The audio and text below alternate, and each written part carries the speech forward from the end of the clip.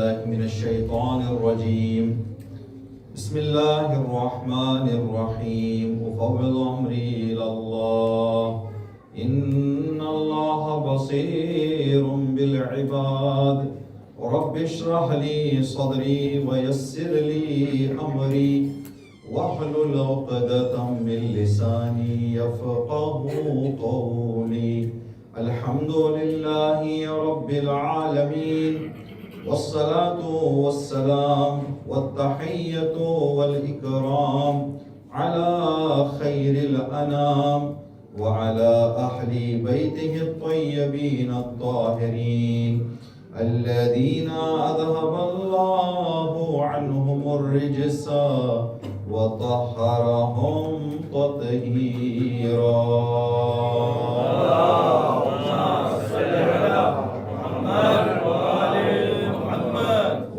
اللهم به بلادك وأحيي به عبادك فإنك قلت وقولك الحق. ظهر الفساد في البر والبحر بما كسبت أيدي الناس واللعنة على أعدائهم أجمعين. أما بعد ورد في زيارة العاشوراء وأسأل الله الذي أكرم مقامك وأكرمني بك أن يرزقني طلب ثارك مع إمام منصور من أهل بيت محمد صلى الله عليه وآله صلوات. اللهم صل على محمد وآل محمد.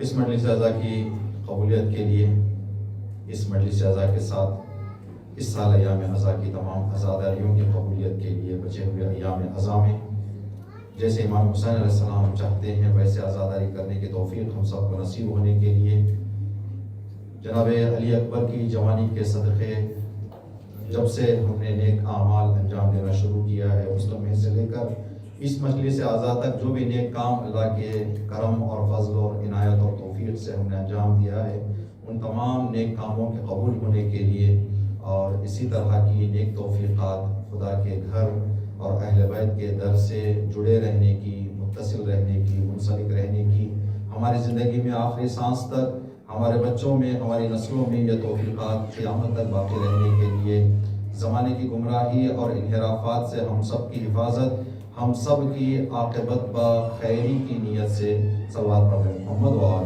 محمد. دردناک شہید جو امام حسین کے دل پر جن کو صدمہ بہت گہرا اور امام کے لیے یہ مصیبت بڑی عظیم مصیبت تھی. جناب علی اکبر کی جوانی کا واسطہ دے کر اللہ تبارک تعالیٰ سے دعا کرتے ہیں پروردگارہ ہمارے جوانوں کے دین و ایمان کی حفاظت فرما. پروردگار ہمارے جوانوں کی جوانیوں کی حفاظت فرما. پروردگار جوانوں کو ایسا زندگی کرنے کی توفیق عطا کر جیسی زندگی جناب علی اکبر نے کی کہ امام حسین جناب علی اکبر کی زندگی دیکھ کر دعائیں دینے لگے. پروردگار جوانوں کو اپنے ماں باپ کی اطاعت اور ان کی فرمان برداری میں زندگی بسر کرنے کی توفیق عطا فرما. پروردگار ایسی زندگی ہمارے جوانوں کو عطا کر جس زندگی سے دنیا کے ماں باپ اور ہمارے وقت کا امام راضی اور امام خوشحال رہیں انشاءاللہ کہ یہ توفیق دنیا کے تمام جوانوں کو اللہ عطا کرے. صلوات پڑھیں محمد و آل محمد. اللہم صل علی محمد و آل محمد. دنیا کی تمام مشکلات کا حل امام کا ظہور ہے. امام کی سلامتی اور امام کے ظہور کی نیت سے صلوات پڑھیں محمد و آل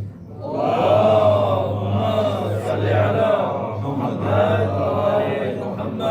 عاشور سے ظہور تک کا موضوع آپ کی خدمت میں پیش کر رہے ہیں اور ہر مجلس میں قیمت کیا ہے اس کی قدر کیا ہے اس کی اہمیت کیا ہے تاکہ ہم اس سے مضبوطی کے ساتھ جڑے رہیں کوئی چیز ہم کو اس سے جدا نہ کر سکے. ایران کا ایک شہر ہے یزد کا یہ واقعہ ہے کہ وہاں پر کچھ جوان جیسے الحمدللہ خدا اس برکتی اس بابرکت نام کے صدقے جنہوں نے یہاں پر یہ جو اجتماع یا کمیٹی جو بھی بنائی ہے بچوں نے شیعہ یوتھ 313 تو اس طرح کی ایک ٹیم وہاں پر بنائی گئی اور انہوں نے یہ انتظام کیا کہ جس علاقے میں مومنین ہے لیکن وہاں امام بارگاہ نہیں ہے، یہ جوان جاتے تھے وہاں پر 10 دن کے لیے مجالس کا اہتمام کیا کرتے تھے، اور جو بھی اس کا خرچہ ہوتا تھا آپس میں یہ لوگ بانٹ لیا کرتے تھے، شیئر کر لیا کرتے تھے خرچے کو، اور کوئی ڈونیشن دے دیتا تھا تو اس کا ڈونیشن وہاں پہ استعمال کر لیتے۔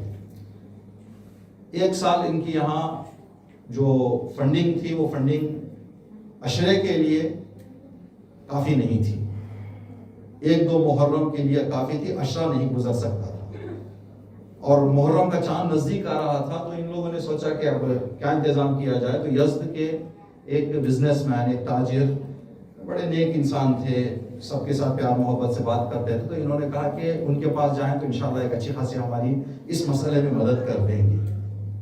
تو یہ پہنچے ان کے پاس اور جا کر سارا مسئلہ بتایا، جانتے تھے جوانوں کے کام کو وہ، تو انہوں نے کہا کہ کوئی مسئلہ نہیں بیٹا، اپنے چیک بک سے انہوں نے چیک نکالی، چیک نکال کے ان کے ہاتھ میں دیکھے گا، جتنا لکھنا چاہو گے اماؤنٹ میں نہیں لکھوں گا، آرام سے محرم گزرنے کے لیے بے تکلف، گھبرائے بغیر، ڈرے بغیر، میں چیک آپ کے حوالے کر رہا ہوں، جتنا لکھنا چاہتے ہو لکھیں۔ اب دے دیا چیک کے، لیکن بندے کا بھی ایک خیال ہوتا ہے نا کہ بھائی دے دیا تو مطلب یہ نہیں کہ، تو انہوں نے کہا کہ آپس میں جو جوانوں نے گفتگو کی، بھائی انہوں نے خود کہا ہے تکلف نہ کرو، اللہ خیر کرے انشاءاللہ، لکھیں جو بھی ہے، یا تو چیک بدل دیں گے، وہ اگر اماؤنٹ دیکھ لیں گے چیک بدل دیں گے، کوئی نہ کچھ ہوگا۔ تو انہوں نے 10 دن کا جتنا پیسے کی ضرورت تھی اتنا پیسہ لکھ دیا، اس میں سمجھے بڑا اماؤنٹ لکھ دیا۔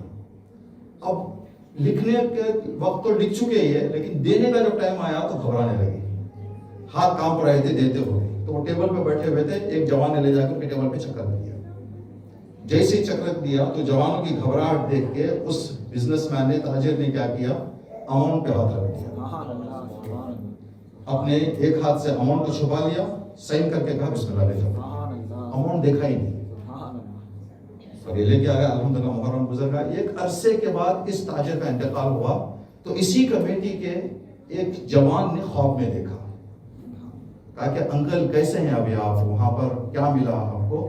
کہا کہ میں جنت ابھی وہ پہنچ چکا ہوں۔ کہا کہ انکل جنت تو محشر کے بعد ہے۔ کہا کہ جیسے ہی مجھے قبر میں لایا گیا، امام حسین نے فرشتوں سے کہا کہ میرا نامہ اعمال لائے۔ امام نے میرا نامہ اعمال مانگا، جیسے ہی فرشتوں نے میرا نامہ اعمال امام حسین کے حوالے کیا، امام نے میرے نامہ اعمال پہ ہاتھ رکھ کے سائن کر کے کہا جنت۔ اس نے میری مجلس کے لیے اماؤنٹ نہیں دیکھا، تو اس کے اعمال نہیں دیکھا۔ یہ دربار ہے، دربار امام حسین، یہ فرش ہے، فرش امام حسین۔ یہاں پر ہم نے ایک شعر پڑھا ابھی یہاں کچھ دن پہلے جو بین الحرمین شبیہ ماتم ہوا، تو چلو غدیر میں اعلان مصطفیٰ سن لیں، جو لوگ قول پیغمبر پہ جان دیتے ہیں، حسین کے لیے پوچھا تو بول اٹھا فطرس، زمین مانگو تو یہ آسمان دیتے ہیں۔ یہ دربار امام حسین علیہ السلام، اس کی قدر کریں ہم۔ یہاں پر ہمارا آنا انشاءاللہ آئندہ مجلس میں ذکر کریں گے، یہاں پر آنا بھی بہت بڑی انسان کے لیے نعمت اور بہت بڑا خدا کا ایک انعام ہے۔ جتنا ہم اس کی قدر کریں کم ہے، جتنا اس کی شکر کریں کم ہے۔ انشاءاللہ خدا ہمیں فرش اعظم، مجلس اعظم، ذکر اہل بیت اور اہل بیت کے در سے جڑے رہنے کی توفیق ہماری زندگی میں امام حسین اور شہادت جناب علی اکبر سب کے باقی رکھے۔ صلوات پڑھیں محمد و آل محمد۔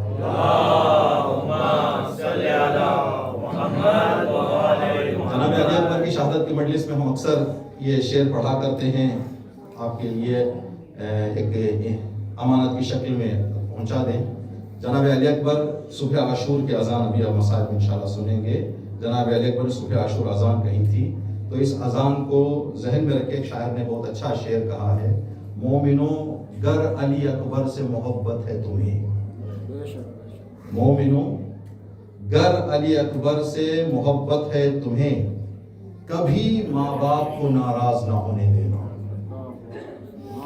کبھی ماں باپ کو ناراض نہ ہونے دینا، صبح عاشور کے معصوم مؤذن کی قسم، صبح عاشور کے معصوم مؤذن کی قسم، مسجدوں کو کبھی ویران نہ ہونے دینا، مسجدوں کو کبھی ویران نہ ہونے دینا۔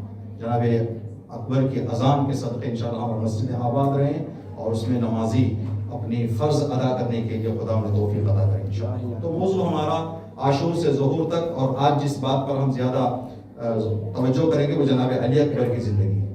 روایت ہے کہ امام حسین نے شب عاشور اپنے سارے اصحاب کو اور سارے اقربا کو جمع کر کے امام نے فرمایا کہ ابشرکم بالجنہ، اے میرے اصحاب، اے میرے اقربا، کل ہماری شہادتیں پیش ہونی ہے، میں آپ سب کو جنت کی خوشخبری دیتا ہوں۔ واللہ، شب عاشور امام حسین قسم یاد کر کے ایک مطلب بیان فرما رہے ہیں اپنے اصحاب سے، واللہ، خدا کی قسم، لَيَمْكُثَنَّ، ہماری شہادت کے بعد خدا ہمیں کچھ دنوں کے لیے مہمان رکھے گا، ما شاء اللہ، جس مدت تک اللہ چاہے، بعد ما یجری علینا، کل جو کچھ ہمارے پر مصیبتیں آنے والی ہیں، جو کچھ ہم لوگوں پر تکلیفیں آنے والی ہیں، جو کچھ ہمارے اوپر حملے ہونے والے ہیں، زخم آنے والے ہیں، وہ ساری چیزیں گزرنے کے بعد خدا ہمیں ایک مدت کے لیے اپنا مہمان کرے گا، ثم لیرجعنا وإیاکم، پھر ایک مدت کے بعد جب اللہ چاہے مجھے اور آپ سب کو دنیا میں بھیجے گا۔ کب بھیجے گا خدا؟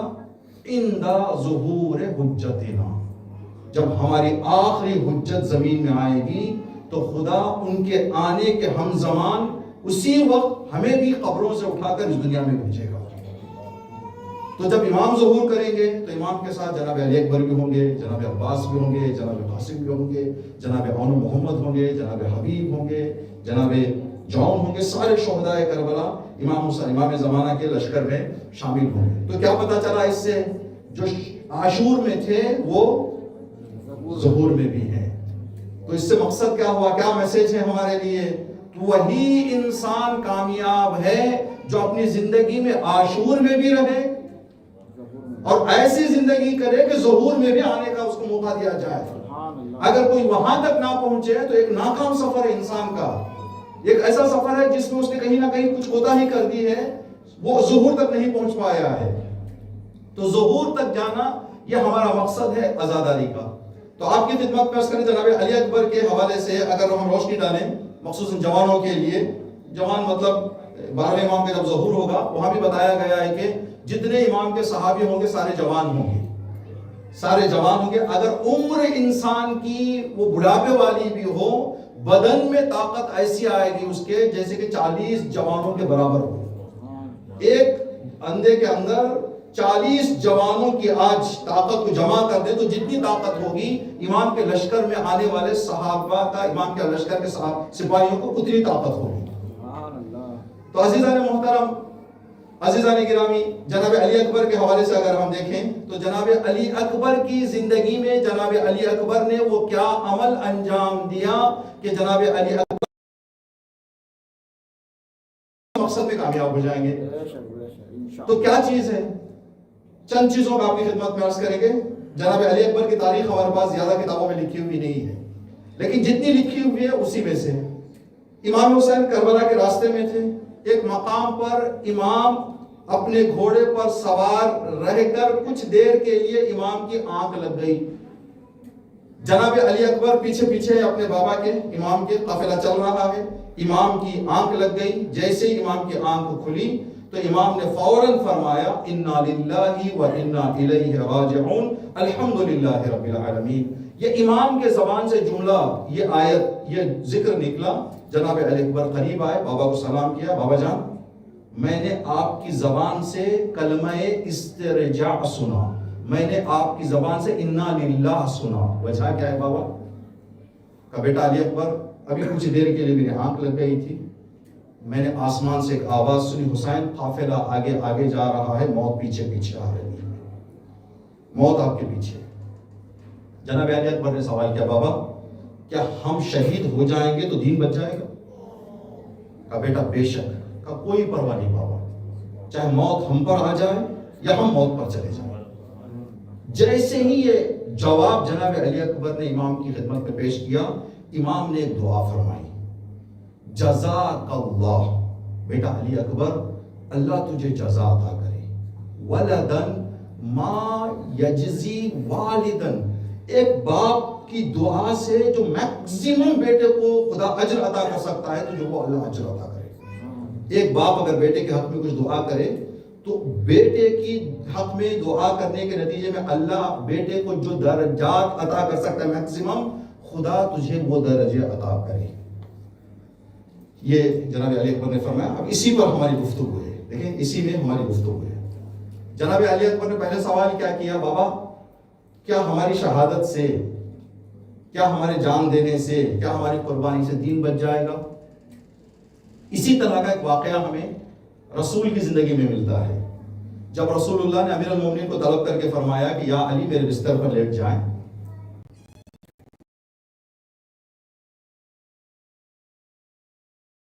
تو امیر المومنین نے سوال کیا یا رسول اللہ میرے سونے سے آپ بچ جائیں گے؟ میرے سونے سے آپ بچ جائیں گے؟ ہاں علی آپ سوئیں گے تو میں بچ جاؤں گا. کہ کوئی پرواہ نہیں، آپ بسم اللہ، میں سو جاؤں گا. امیر المومنین راضی ہو گئے. دونوں کے جوابات میں کیا فرق دیکھا آپ نے؟ رسول کے سوال کے جواب میں امیر المومنین نے سوال کیا یا رسول اللہ آپ بچ جائیں گے.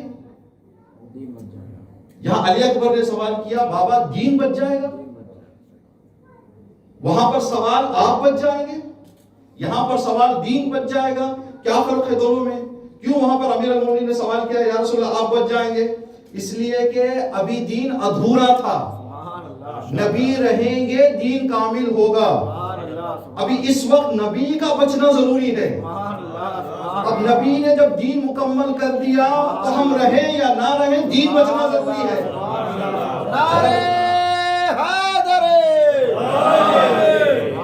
وہاں پر سوال یا رسول اللہ آپ بچ جائیں گے؟ ہاں علی بسم اللہ آپ جائیں. میر تکلم صاحب کا ایک شعر ہے، دیکھیں ایک سینس ہے ہمارا اور آپ کا، جو آپ یہ ہماری ہر انسان کی ایک زندگی کا فطرت ہے. یہ آدمی آرام سے سمجھ سکتا ہے. جن لوگوں کو رات میں دیر سونے کی عادت ہے ان کو 10 بجے لے بستر پہ لٹا دیں آپ سو جاؤ. سو پائیں گے؟ نہیں آئے گی. نہیں، اس لیے کہ ان کی عادت ہے کہ وہ 2-3 بجے سونا ہے. ٹھیک ہے. امیر المومنین رات بھر عبادت انجام دیا کرتے تھے. اب بستر پہ کیسے لیٹ گئے مولا؟ اب جو بندہ صرف آنکھ کھول کر سویا ہے نا، وہ ہاتھ ہلائے گا، پیر ہلائے گا، کچھ نہ کچھ ایسا کمر کرے گا عمل جس کے نتیجے میں پتہ چل جائے گا کہ سویا نہیں ہے یہ. لیکن امیر المومنین فرماتے ہیں کہ میری زندگی کی ایک رات میں نے چین سے سوئی، وہ بھی شب ہجرت کی. میں نے شب ہجرت کی آرام کی نیند کی پوری زندگی میں. ایک پیارا نظریہ علماء نے پیش کیا ہے. علی وہ تھے سورج حسرت میں رہ گیا، ایک دن ایسا آئے کہ میں پہلے آؤں علی بعد میں اٹھے. تو اب یہ کیسے ہو گیا کہ جب خدا کی اطاعت انسان میں وہ عالی معیار کی ہوتی ہے تو انسان کو خدا اس طرح کی توفیق دیتا ہے کہ عادتوں پر اس کو زیادہ غلبہ حاصل ہو جاتا ہے. اب عادتیں اس کو مجبور نہیں کرتی. خدا کی مرضی تو سو جائیں گے، خدا کی مرضی تو اٹھ جائیں گے. یہاں پر عادتوں کا عمل دخل نہیں رہے گا جب مرضی خدا اور توفیق خدا اور وہ دین کے خاطر آئے. میر تکلم صاحب کا بہت پیارا شعر ہے یہ شب ہجرت سونے کے حوالے سے. امیر المومنین اور رسول اللہ کی جو ایج ہے 30 سال کا گیپ تھا.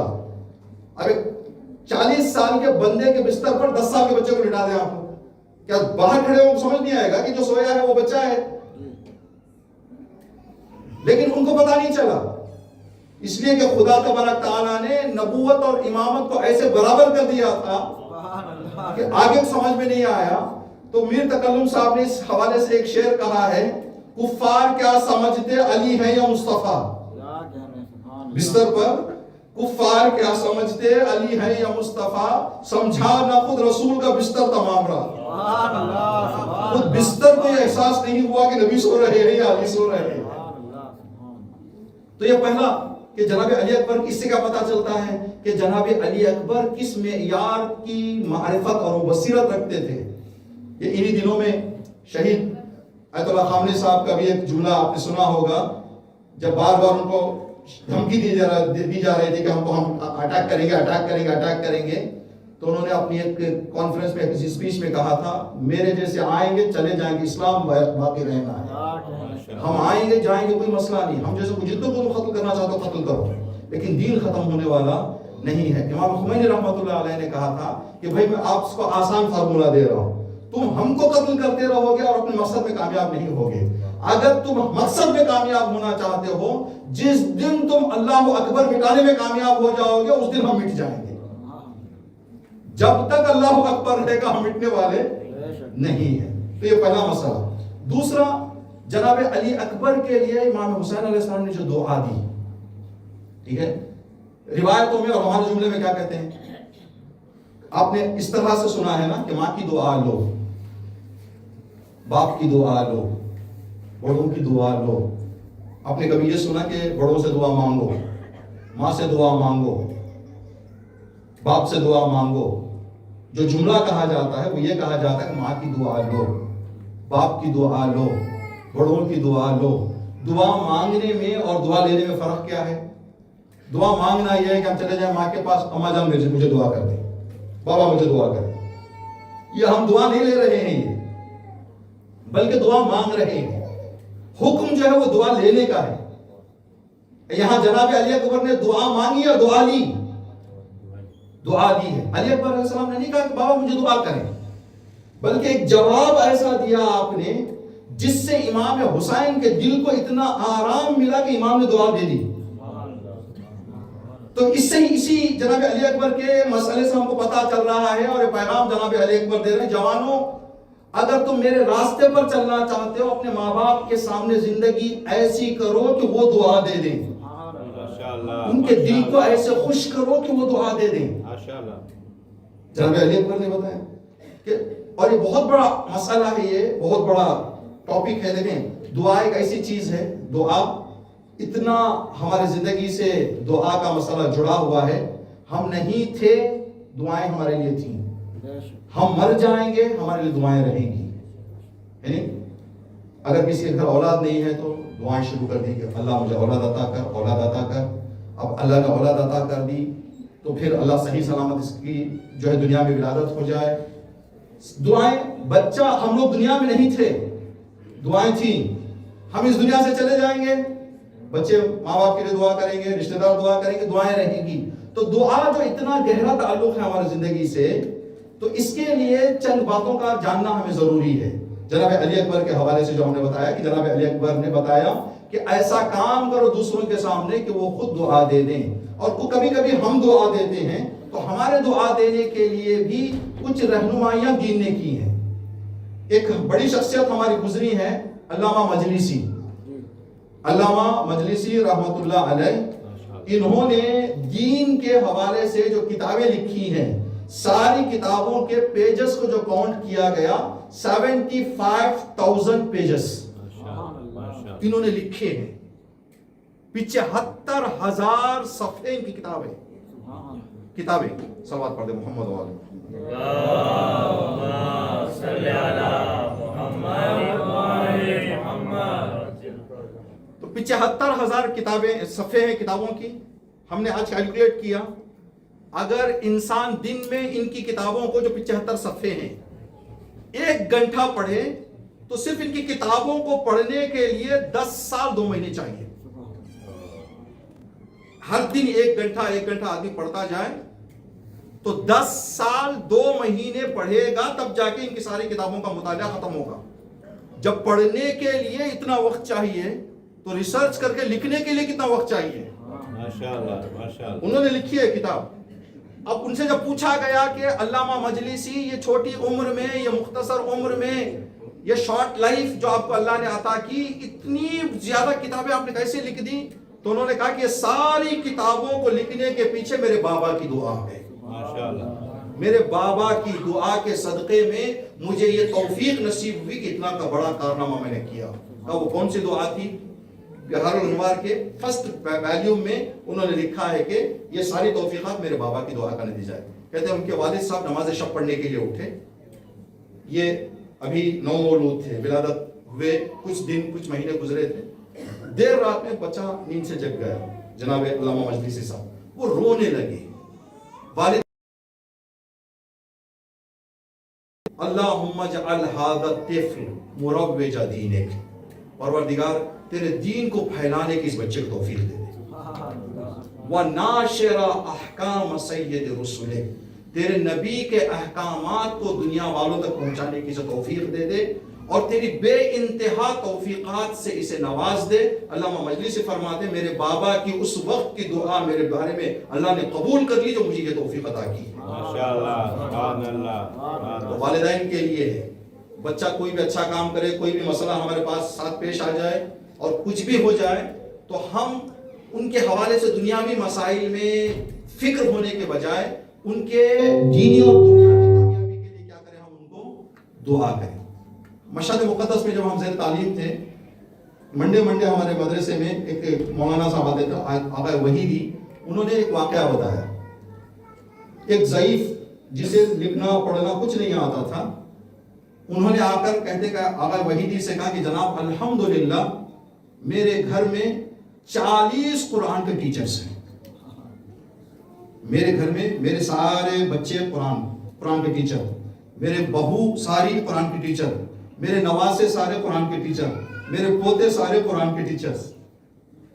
کہا کہ یہ کیسے ہو گیا آپ کو، کیسے آپ نے کس طرح سے نتیجہ حاصل کیا؟ تو انہوں نے بتایا کہ ایک قرآنی پروگرام ہو رہا تھا، میں اس پروگرام میں نے شرکت کی تو سب پڑھ رہے تھے، میں نہیں پڑھ پا رہا تھا، مجھے شرمندگی کا احساس ہو گیا، تو میں نے وہیں پر اللہ سے یہ دعا کر دی، پروردگار میں تو قرآن حاصل نہیں کر پایا، میرے بچوں اور نسل کو قرآن عطا کر دے۔ ماشاءاللہ۔ اس دعا کے نتیجے میں آج میرے گھر 40 معلمان قرآن ہیں۔ باپ کی دعا، بڑے کی دعا، جب ایک باپ ہمارے باپ جب دعا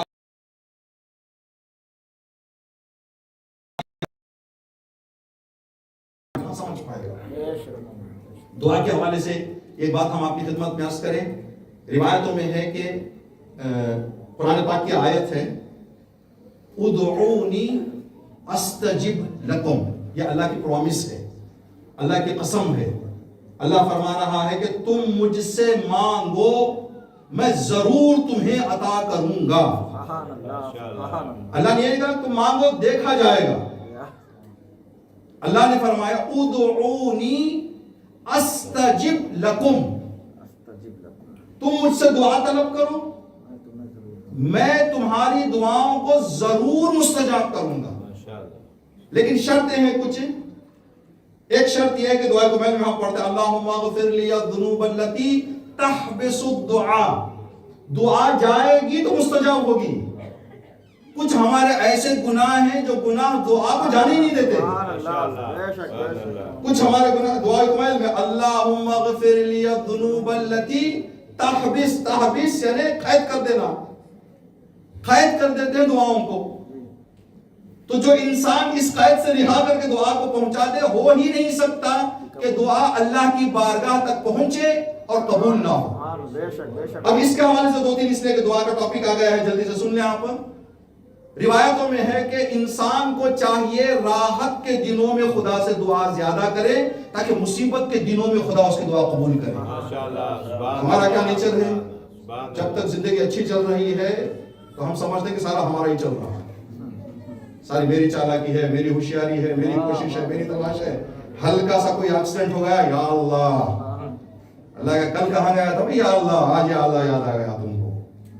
قرآن پاک کی آیت ہے فَإِذَا رُكِبُوا فِي الْفُلْكِ، جب انسان کشتی پر سوار ہوتا ہے وہ یہ اس طرح سے مجھے دعا کرتا ہے جیسے کسی پار لگانے والا میرے علاوہ کوئی نہیں ہے، اس کی کشتی پار لگانے والا دعوا اللہ مخلصین لہ الدین، پورے ایمان و عقیدے کے ساتھ دل کی گہرائیوں سے کہتا ہے خدایا کشتی پار لگا دے۔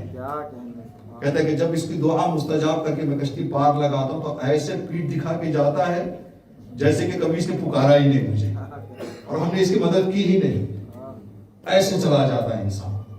تو دعا ضرور قبول ہوگی انسان کی، دعا کے قبولیت میں کوئی شک و شبہ نہیں ہے، لیکن جو چیزوں کا ہمیں خیال رکھنا ہے وہ یہ ہے کہ جب بھی ہم دعا کریں نا، دعا کرنے کے بعد قرآن پاک میں یہ نمونے بتائے گئے ہیں۔ حضرت موسیٰ نے دعا کی تھی خدا سے کہ پروردگار فرعون کو غرق کر دے۔ حضرت موسیٰ کی دعا میں اور فرعون کے غرق ہونے میں 40 سال کا ٹائم لگا۔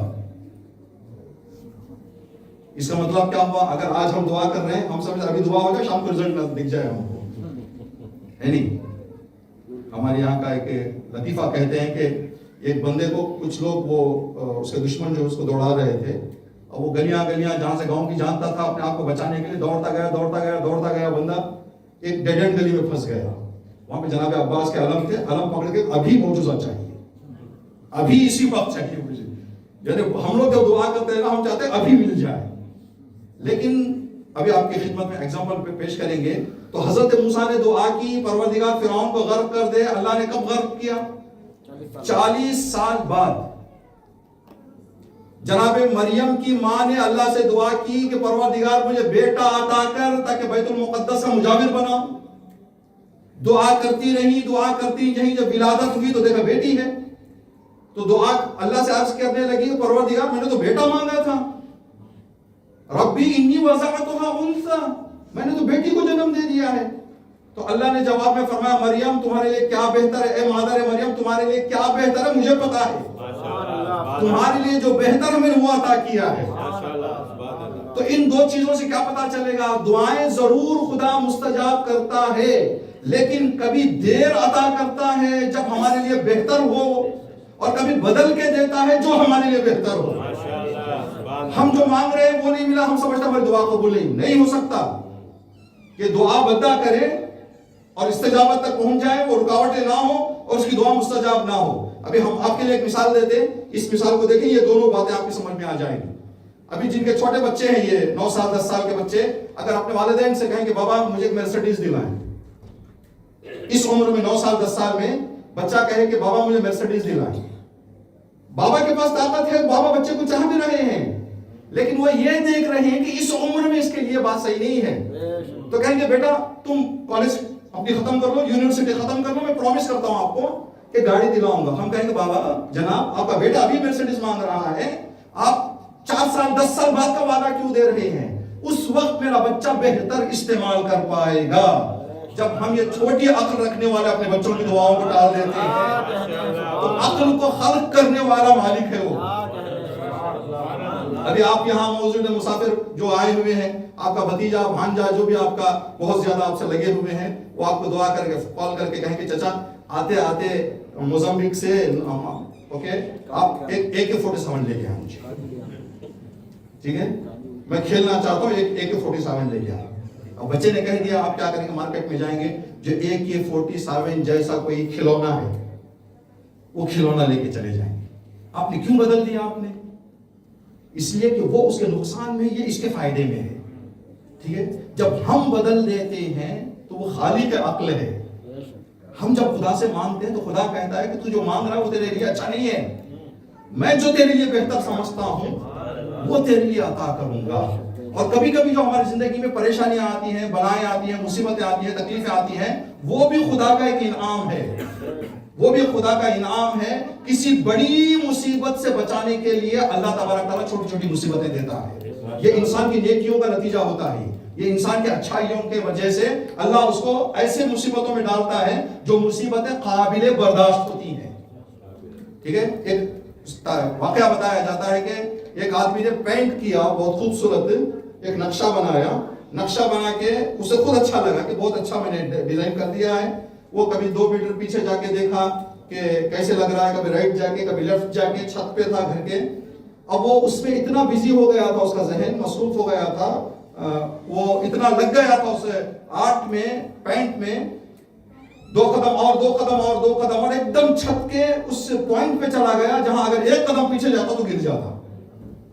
اسی وقت اس کا دوست زون پہ پہنچ گیا یہ، اور جتنا بھی پکارا جناب آگے آ جاؤ فلاں، وہ توجہ نہیں. اس نے کیا کیا، نیچے جو پینٹ کا سامان رکھا تو اس نے اٹھا کے بورڈ پہ ڈال دیا، جو اس نے پینٹ کیا تھا نا اس پہ ڈال دیا. تو وہ دوڑ کے سامنے کیا کہا، پاگل انسان کیا کر رہا ہے تم، میں نے اتنی محنت سے بنایا ہے.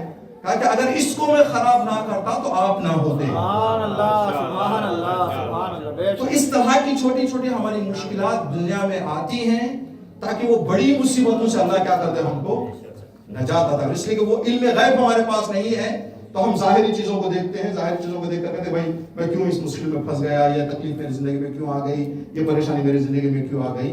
جو خدا پر مکمل یقین اور ایمان رکھتے ہیں، اور یہ بات جناب علی اکبر نے جو بتایا، تو جناب علی اکبر نے امام حسین سے فرمایا بابا اگر ہم حق پر ہیں تو کوئی پرواہ نہیں، چاہے موت ہم پر آ جائے، ہم موت پر چلے جائیں، امام نے دعا دی۔ تو ہمیں یہ پیغام دیا کہ ایسی زندگی کرو کہ لوگوں کی، گھر والوں کی، بڑوں کی دعا ملے، وہ دعا دی۔ ایک حدیث یہ بھی سن لیں کہ روایت میں ہے کہ ماں کی دعا لو، باپ کی بد دعا سے بچو۔ ماں کی دعا لو، باپ کی بد دعا سے بچو۔ دونوں کی وجہ بتائی گئی ہے کہ ماں بچے کو جو بد دعا دیتی ہے وہ چلتے پھرتے اٹھتے بیٹھتے ہیں، بس اس کے زبان سے ہوتا ہے، دل سے نہیں ہوتا۔ بچے نے ناراض کر دیا تو کچھ کہہ دیا ماں نے، صرف زبان سے ہوتا ہے۔ لیکن باپ اسی وقت بد دعا دیتا ہے جب اس کے دل کو تکلیف پہنچے گا۔ ماں کی طرح وہ ہمیشہ نہ دعائیں دیتا ہے نہ ہمیشہ بد دعائیں دیتا ہے۔ اسی وقت وہ دعا یا بد دعا دے گا باپ جب اس کے دل کو تکلیف پہنچ جائے۔ روایتوں میں ہے کہ ان دعا الوالد، باپ کی بد دعا تیز دھار تلوار سے بھی تیز کام کرتی ہے، انسان کی زندگی کو تباہ کر دے گی اگر باپ کسی کا حق میں بد دعا کر دے۔ تو جناب علی اکبر کا دوسرا مسئلہ جو ہمیں جناب علی اکبر سے لینا ہے وہ ہمارے ایمان کی مضبوطی ہے۔ جناب علی اکبر فرما سکتے تھے بابا یہ تو خواب ہے، آپ نے خواب دیکھا، خواب کی پرواہ کیوں کر رہے ہیں آپ؟ لیکن جناب علی اکبر کو معلوم تھا کہ خواب دیکھنے والا میرے جیسا کوئی عام آدمی نہیں ہے، یہ امام وقت ہیں۔ امام وقت کا خواب بھی ظاہر اور جاگتے ہوئے جو انسان اعمال انجام دیتا ہے اس کے برابر ہے۔ بہار الانوار میں ایک روایت ہے علامہ ملکی صاحب کا جس کا میں نے ذکر کیا، رسول اللہ ایک درخت کے نیچے آرام فرما رہے تھے، آنکھ بند تھی، ابو ذر غفاری آئے، ابو ذر نے آ کے رسول سے کچھ مسئلہ پوچھنا تھا، دیکھا رسول آرام کر رہے ہیں، آنکھ بند ہے رسول کی، اب جگانا نہیں چاہا رسول کو کہ رسول کی نیند میں جو ہے خلل ڈالوں نیند میں رسول اللہ کی۔ اب کام بھی جلدی تھا ابو ذر کو، ذہن میں انہوں نے تجویز کی، ایک خیال آیا کہ رسول کو جگاؤں گا نہیں، درخت کے پیچھے جا کے سوکھی لکڑی تلاش کر کے جو ہے لکڑی کو تیز توڑوں گا، اس کی آواز سے اگر رسول اڑ جاتے ہیں تو پھر رسول کا سوال کروں گا، جگاؤں گا نہیں، ہاتھ سے جگاؤں گا۔ ابھی یہ سوچ کر جا ہی رہے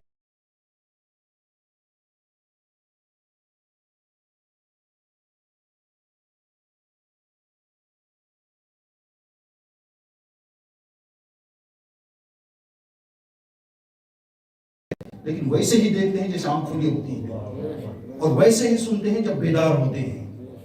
تنام عینی ولا تنام قلبی، ابو ذر تمہیں اس بات کا یقین ہونا چاہیے کہ جو اللہ کا خلیفہ ہوتا ہے اس کی آنکھ تو بند ہوتی ہے لیکن ذہن اور دل جاگتا رہتا ہے۔ ہم ایسے نہیں کہ تم اگر سو جائیں تو جیسے آپ سو جاتے ہیں دنیا سے ڈسکنیکٹ ہو جائے، نہیں۔ تو یہ اس بات پر جناب علی اکبر کو ایمان تھا، خواب کسی عام انسان کا نہیں ہے، وقت کے امام کا ہے۔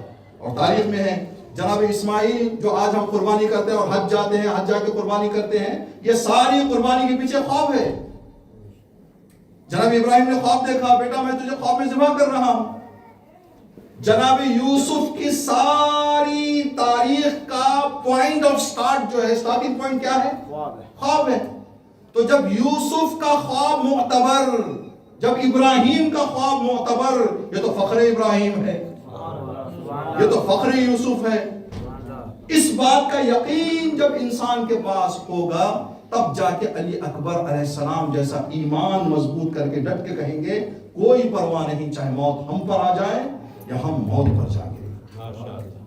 آج کے زمانے کے لیے کیا پیغام ہے؟ حدیث قصہ میں ہم لوگ جو پڑھتے ہیں نا، حدیث قصہ میں ایک شروعات میں ایک جملہ ہے، رسول اللہ جب بی بی کی خدمت میں پہنچے گا،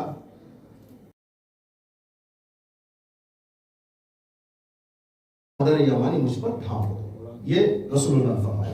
بی بی کیا فرماتے ہیں؟ اتیتہ بالکساء یمانی، بابا نے کہا، رسول نے کہا، میرے وقت کے رہنما نے کہا تو میں لے کے آ گئی چادر یمانی۔ فغطیتہ بہ، میں نے چادر بابا پر کیا کر دی؟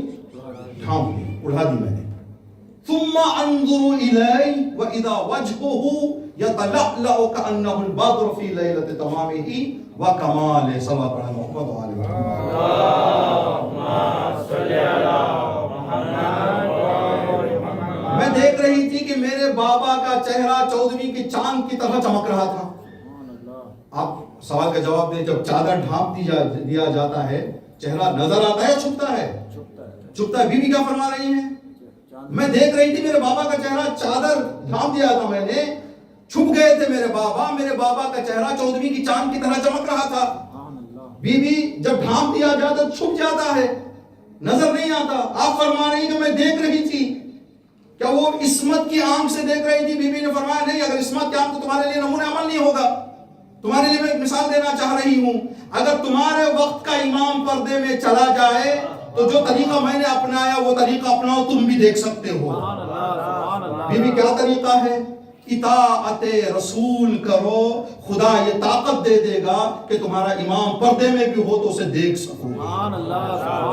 جب تمہارے میں اطاعت کی کمی ہوگی مدینے میں چلتے ہوئے بھی رسول کو نہیں دیکھ پاؤ گے, تمہارے سامنے رہتے ہوئے بھی امام کو نہیں پہچان پاؤ گے. یزید کے لشکر میں جو تھے انہوں نے حسین کو دیکھا ہی نہیں. اگر انہوں نے حسین کو دیکھا ہوتا تو یہ کام نہ کرتے.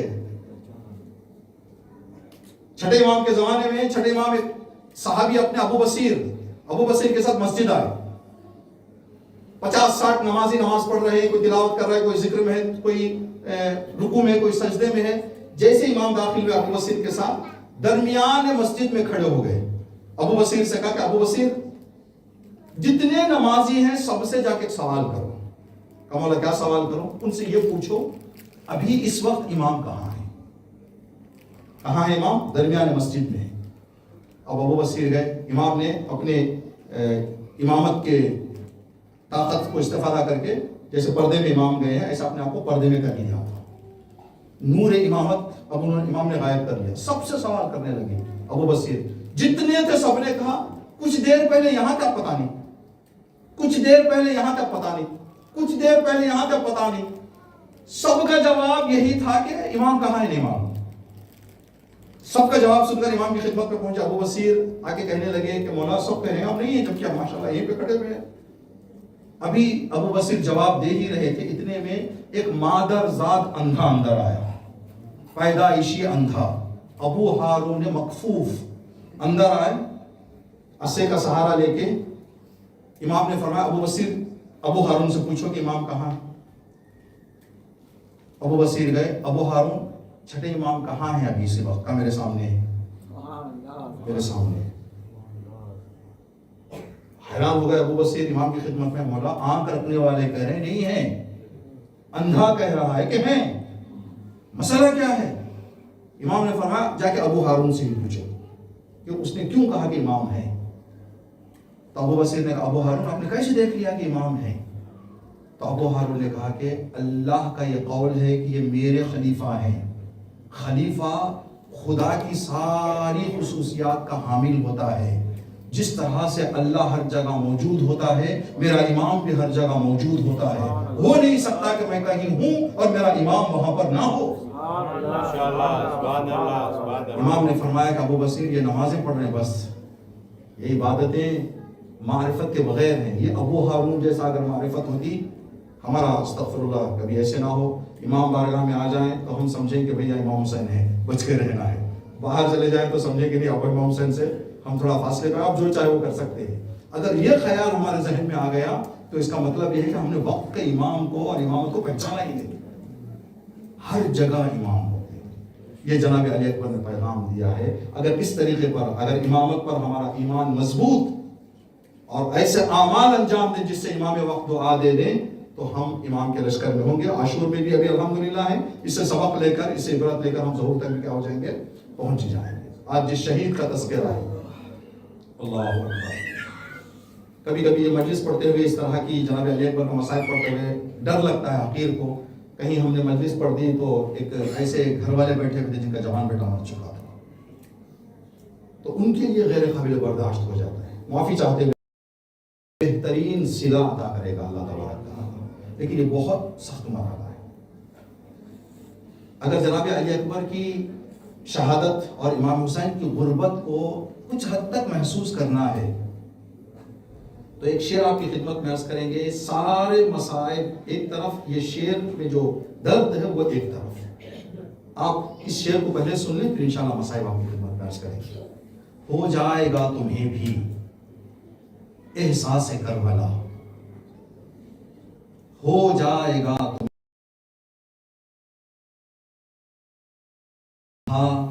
کسی جوان کی میت اٹھا کے دیکھ. اگر کربلا سمجھنا ہے نا،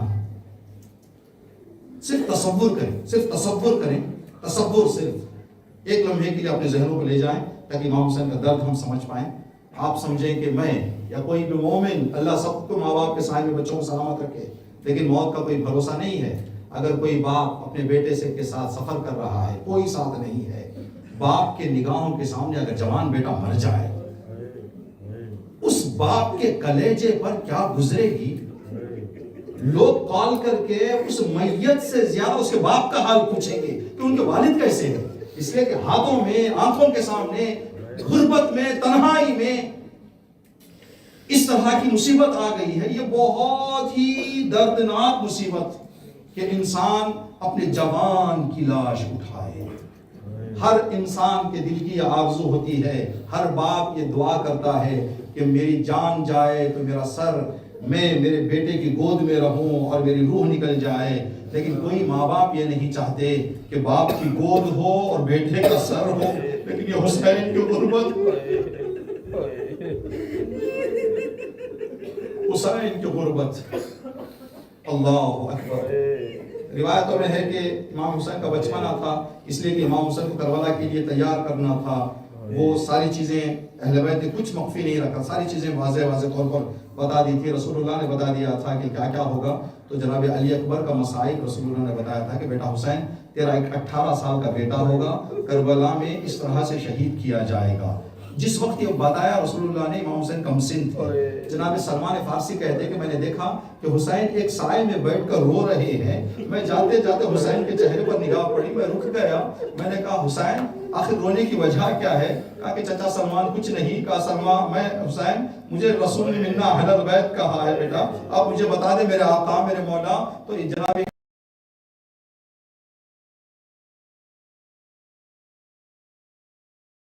کرے گا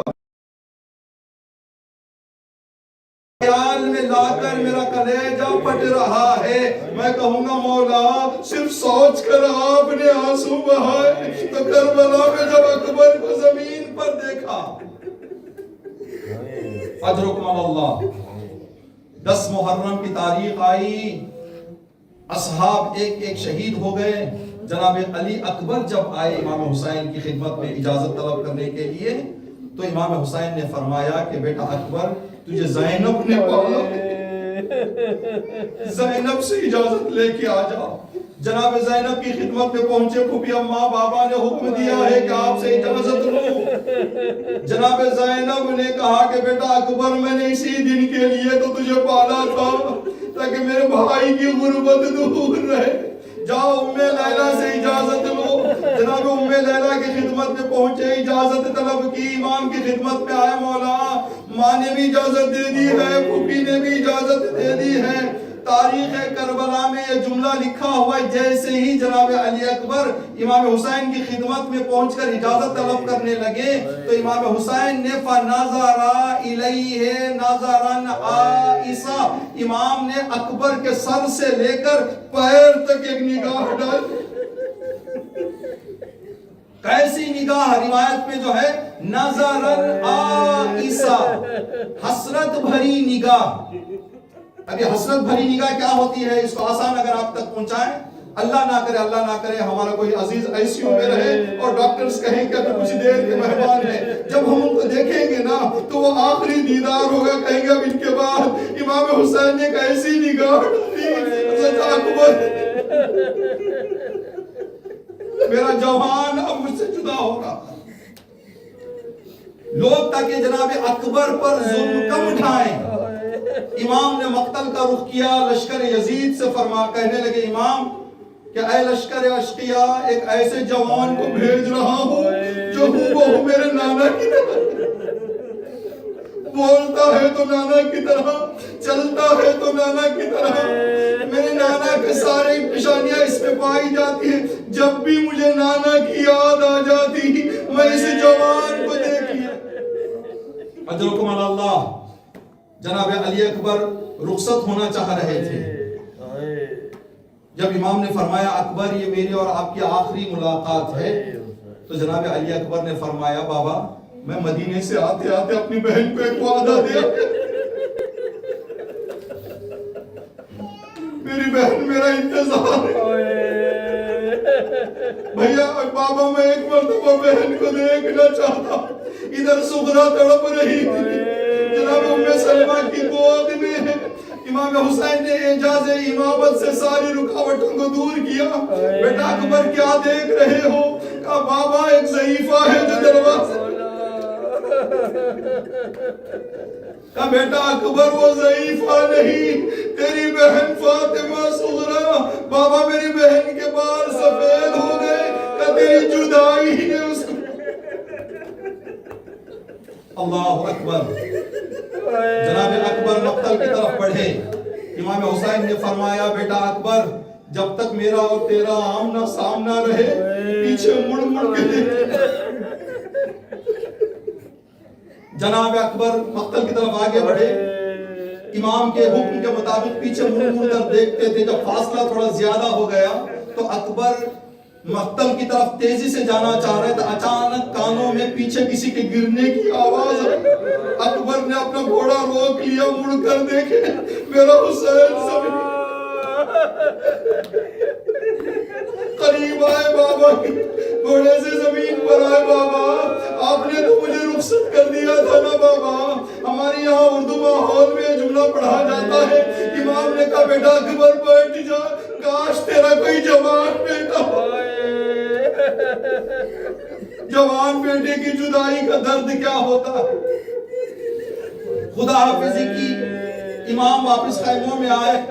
روایت میں لکھا ہے کہ امام حسین جب خیمے میں آئے، خیمے کے دروازے پر کھڑے ہو کر جناب اکبر کو دیکھ رہے تھے، اور جناب زینب کی نگاہ امام حسین کے چہرے پر تھی۔ جناب ام لیلا مصلی پر دعائیں کر رہی تھی۔ جیسے ہی امام کے چہرے پر کچھ اداسی آتی تو جناب زینب فرماتی ام لیلا دعائیں کرو میرا حسین پریشان نظر آ رہا، میرے حسین کے چہرے پر اداسی آ گئی ہے۔ جناب اکبر جنگ کی، علی کی جنگ کی، خیبر یاد دلایا۔ دوران جنگ علی اکبر جنگ کرتے کرتے واپس خیموں کی طرف آ گئے۔ کہا بابا اگر ایک قطرہ آب مل جائے اکبر کو تو ظالموں کو بتا دوں کہ میں کس کا پوتا ہوں۔ یہاں پر علماء فرماتے ہیں جب جناب علی اکبر کو پتا تھا کہ خیموں میں پانی نہیں ہے تو پھر کیوں واپس آئے ہیں؟ یہ علماء اپنا نظریہ ظاہر کرتے ہوئے فرماتے ہیں جناب علی اکبر کو جنگ کرتے کرتے یہ احساس ہوا، یہ خیال آیا کہیں میرا بابا میری جدائی میں مر تو نہیں، کہیں میرے بابا کی روح پرواز تو نہیں۔ جناب امام حسین کا حال دیکھنے کے لیے پانی کا سوال لے کر آ گئے۔ امام حسین نے فرمایا بیٹا اکبر اپنی زبان میری زبان میں دے۔ کہتے جیسے ہی امام کی زبان جناب علی اکبر نے اپنی زبان میں لی، فوراً کھینچ کے فرمایا بابا آپ کی زبان تو میرے سے زیادہ سنی۔ اجرکم اللہ۔ بس آخری فطرات انشاءاللہ اور زحمت تمام۔ امام حسین علیہ السلام نے 10 محرم کو میرے اور آپ کے لیے پیغام دیا، شیعتی مہمم شربتم ماء عذب فاذکرونی، اے میرے شیعو جب بھی ٹھنڈا پانی پینا نا تو حسین کو یاد کر لینا، حسین کو یاد کر لینا۔ کیوں کیا حسین پیاسے تھے؟ نہیں، پیاس کی وجہ سے حسین نے نہیں کہا کہ اے میرے شیعو جب بھی پانی پینا تو حسین کو یاد کرنا۔ علماء نے بڑی گہری نگاہ ڈال کے فرمایا جو مومنین یہاں پر بیٹھے ہوئے اللہ آپ کو آباد رکھے، شاد رکھے، آپ کے بچوں کو کبھی نا امید نہ کرے، کبھی ایسا وقت نہ آئے کہ بچہ کوئی سوال لے کے باپ کے پاس آئے اور باپ بچے کا سوال پورا نہ کر پائے۔ یہ باپ کے دل پر قیامت گزر جاتی ہے۔ ابھی جو مومنین یہاں بیٹھے ہوئے جن کے جوان بچے ہیں، اگر آپ کا جوان بیٹا آ کر کہے کہ بابا مجھے $500 چاہیے، تو آپ کہہ دیں کہ بیٹا ابھی میرے پاس نہیں ہے، تو آپ منع کر کے دکھ نہیں کریں گے، اس لیے کہ پتا ہے کہ بچے نے پیسہ پوچھا ابھی میرے پاس سہولت نہیں ہے آپ کے دوں۔ لیکن جوان بیٹا آ کر کسی باپ سے کہے کہ بابا کیا ایک گلاس پانی ملے گا، اور باپ کو ایسی مجبوری میں پھنس جائے کہ باپ بیٹے میرے جوان بیٹے بیٹے نے مجھ سے پانی مانگا تو میں بیٹے کو پانی نہیں دے سکا. تو امام حسین نے فرمایا شیعو جب بھی ٹھنڈا پانی پینا حسین کی غربت یاد کرنا. اکبر نے ایک گھونٹ پانی مانگا تھا لیکن حسین اتنا غریب ہو چکا تھا کہ ایک گھونٹ پانی حسین نہ دے سکا. جناب اکبر مقتل میں ہے. ظالموں نے جناب اکبر پر چاروں طرف سے گھیر کے حملہ کیا. ایک نیزہ جناب علی اکبر کے سینے میں دھس کر ٹوٹ گیا. اکبر گھوڑے کی باہوں میں باہیں ڈال دیے. اب یہ گھوڑا لے کر دشمنوں کے درمیان چلا گیا. جس کے پاس جو ہتھیار تھا اس سے جناب علی اکبر پر حملہ کرنا شروع کیا. روایت میں ہے کہ جناب علی اکبر کے بدن کی ساری ہڈیاں کٹ گئی. ساری ہڈیاں. اگر میں اور آپ کھڑے ہوتے ہیں نا اس لیے کہ ہماری ہڈیاں سلامت ہیں تو کھڑے ہوتے ہیں. اگر ہڈیاں ٹوٹ جائیں تو انسان کھڑا نہیں ہو سکتا. جناب اکبر کے بدن کی ساری ہڈیاں ظالموں نے توڑ دی تھی. حملہ کر دیا تھا. جناب اکبر گھوڑے سے زمین پر آئے. بابا کو آواز دی بابا میرا سلام قبول کر لیجئے. جناب حسین اب مقتل آنا چاہتے ہیں. بار بار زبان سے یہ جملہ کر بیٹا تو کہاں ہے آواز دے مجھے راستہ دکھائی نہیں دے. اکبر میرے آنکھوں میں اندھیرا آ گیا بیٹا مجھے راستہ دکھائی نہیں دیتا. بیٹا تو کہاں ہے مجھے آواز دے. ایک جگہ سے آواز آئی بابا میں یہاں ہوں. حسین گھٹنیوں بل گئے. زیارت عاشورہ ہر دن پڑھی جا رہی ہے. زیارت عاشورہ میں ایک جملہ ہے وَهَذَا يَوْمٌ فرحت بہی آل زیاد. یہ عاشور کا دن وہ دن تھا جب آل زیاد خوشیاں منا رہے تھے. امام سے پوچھا گیا مولا وہ کب خوشیاں منا رہے تھے؟ تو امام نے فرمایا جب حسین گھٹنیوں پر اکبر کے سراہنے پہنچ رہے تھے. ظالم اس منظر کو دیکھ. امام سراہنے پہنچے. اکبر نے سینے پہ ہاتھ رکھ لیا تھا. بیٹا ہاتھ ہٹا دے میں گلے سے لگانا چاہتا ہوں. بابا کیسے ہٹاؤں میرے سینے میں برچی کا پھل بیٹھ گیا ہے. اکبر کا ہاتھ امام نے ہٹایا. برچی کا پھل نکالا. برچی کے پھل کے ساتھ اکبر کا کلیجہ باہر آ گیا. ایک ہچکی اکبر نے لی. اکبر کی روح پرواز کر گئی. ہر شہید کو حسین مقتل لے جاتے تھے. اب اکبر کے بدن کی ساری ہڈیاں جاتے. اب حسین تھوڑی دیر اکبر کا جنازہ اٹھانے میں مصروف تھے. زینب نے دیکھا کہ حسین نہیں آئے. چادر سر پہ کیا مقتل آ گئی. بھیا گھبرانا نہیں زینب تیری مدد. جب حسین سے جنازہ نہیں اٹھا حسین نے بنی ہاشم کے بچوں کو بلایا. یا فتح یا بنی ہاشم اے بنی ہاشم کے بچوں آؤ اپنے بھائی اکبر کا جنازہ اٹھا کر مقتل سے خیموں میں پہنچا دو. خیموں میں اکبر کو لایا گیا. جب ماں کو بلایا گیا ام لیلہ سجدے میں اللہ سے عرض کر رہی تھی پروردگار میری قربانی. الا لعنت اللہ علی القوم الظالمین سیعلم الذین ظلموا أي منقلب ينقلبون. ربنا تقبل